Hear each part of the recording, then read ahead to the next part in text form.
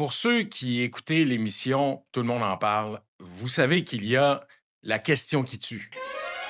Aux États-Unis, je vous ai souvent parlé de la cruauté.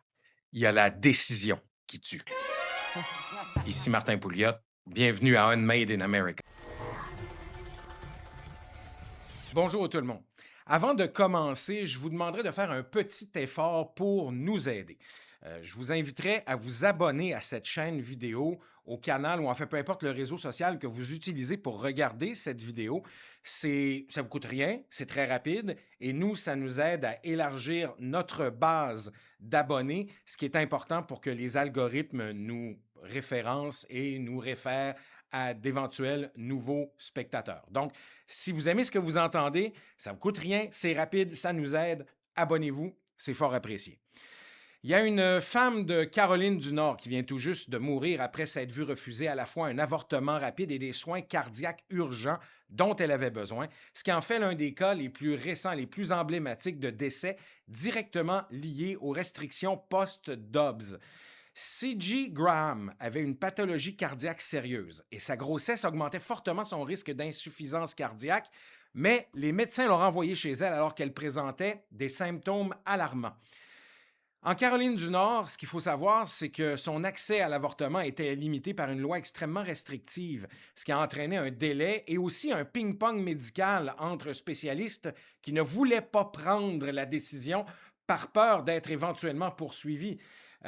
Au lieu plutôt de lui donner une interruption de grossesse rapide et un traitement agressif pour sa condition cardiaque. Elle est morte en attendant l'avortement qui était recommandé. Alors, pourquoi son décès est-il lié aux lois anti-avortement? Ben, il y a des spécialistes de la mortalité maternelle cités dans l'enquête de ce cas qui jugent sa mort prévenable, expliquant qu'à plusieurs étapes, un avortement et des soins adaptés auraient dû être proposés et ce sans délai. Depuis Dobbs, la décision de la Cour suprême, des femmes meurent parce que des élus ont délibérément choisi de criminaliser la médecine plutôt que de protéger la vie de leurs patientes. Ces morts ne sont pas sans effets secondaires malheureux. Ce sont des morts annoncées, produites en fait par un calcul politique froid, porté par un appareil conservateur qui a méthodiquement remodelé la Cour suprême pendant des décennies. Euh, En 1973, rappelez-vous du jugement Roe versus Wade. C'est le jugement qui reconnaissait enfin qu'une femme a, au nom du droit à la vie privée, qui est garanti par le 14e amendement de la Constitution, la liberté de décider si elle poursuit une grossesse ou non. Roe empêche les États d'interdire l'avortement avant la viabilité du fœtus, sauf intérêt légitime majeur, et devient pendant près de 50 ans la base juridique du droit aux soins liés à l'interruption volontaire de grossesse aux États-Unis. En 2022, Dobbs renverse Roe versus Wade et Planned Parenthood versus Casey, deux décisions importantes qui légiféraient jusqu'à maintenant l'avortement aux États-Unis. Cette décision-là affirme que l'avortement n'est pas un droit constitutionnel profondément enraciné et renvoie la question aux législateurs des États, ce qui ouvre la voie à des interdits quasi totaux dans une large partie du pays. Cette volte-face n'est pas apparue par magie, là. Elle est le produit d'un projet politique assumé, mené de longue haleine par la droite juridique américaine, notamment la Federalist Society, qui est un réseau tentaculaire de juristes conservateurs qui a fourni l'idéologie, ce qu'on appelle l'originalisme, qui est suivi par plusieurs juges à la Cour suprême. Et évidemment, les noms des juges pour renverser la décision Roe versus Wade, tout en soutenant des lois stratégiques comme celle du Mississippi qui a servi de véhicule à Dobbs. Bref, c'est un projet de longue haleine qui a été réfléchi sur plusieurs décennies. 6 des 9 juges actuels de la Cour suprême sont membres ou ex-membres de cette organisation qui a fait de la fin de Roe versus Wade un test de loyauté pour leur carrière judiciaire. Je vous rappellerai que lorsqu'ils sont passés devant le comité du Sénat pour valider leur nomination, la plupart des juges nommés par Donald Trump, ont juré que Roe versus Wade était la loi telle qu'établie aux États-Unis, mais une fois rendus en poste, ils l'ont renversée.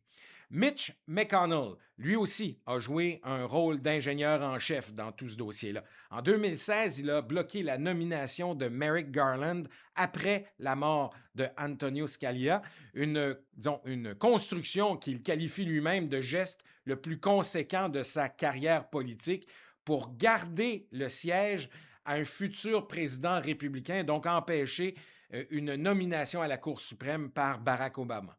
Il accélère ensuite la confirmation de juges conservateurs à tous les niveaux et n'hésite pas à inverser sa propre doctrine en 2020 pour faire passer Amy Coney Barrett à toute vitesse après la mort de Ruth Bader Ginsburg. Donald Trump, comme je vous l'ai dit un peu plus tôt, place plusieurs juges à la Cour suprême, Neil Gorsuch, Brett Kavanaugh, Amy Coney Barrett, créant une super majorité conservatrice de 6-3 qui signe l'arrêt de mort de Roe versus Wade dans l'affaire Dobbs. Ces 3 juges qui avaient présenté Roe comme un précédent important, quasi immuable, ont minimisé la possibilité de le renverser lors de leur audition au Sénat, tel que je vous l'ai dit précédemment. Ben, croyez-le ou non, en fait, on peut le croire puisqu'on le sait maintenant, ils se sont joints sans hésiter à l'opinion du juge Alito pour écraser Roe versus Wade. Depuis, au moins 11 femmes sont mortes de complications de grossesse que la médecine sait gérer habituellement, mais que les lois post-Dobbs rendent juridiquement toxiques à traiter. On pense notamment à Josélie Barnica au Texas, laissée 40 heures sans soins adaptés, à Amber Nicole Thurman en Georgie, à Portia Gumezi, Tierra Walker et d'autres, dont le seul crime était d'être enceinte dans un État qui préfère laisser mourir une femme que de laisser un médecin pratiquer un avortement. Vu d'ici, on pourrait se dire que c'est un dérapage typiquement américain, là, le produit d'un système politique dysfonctionnel.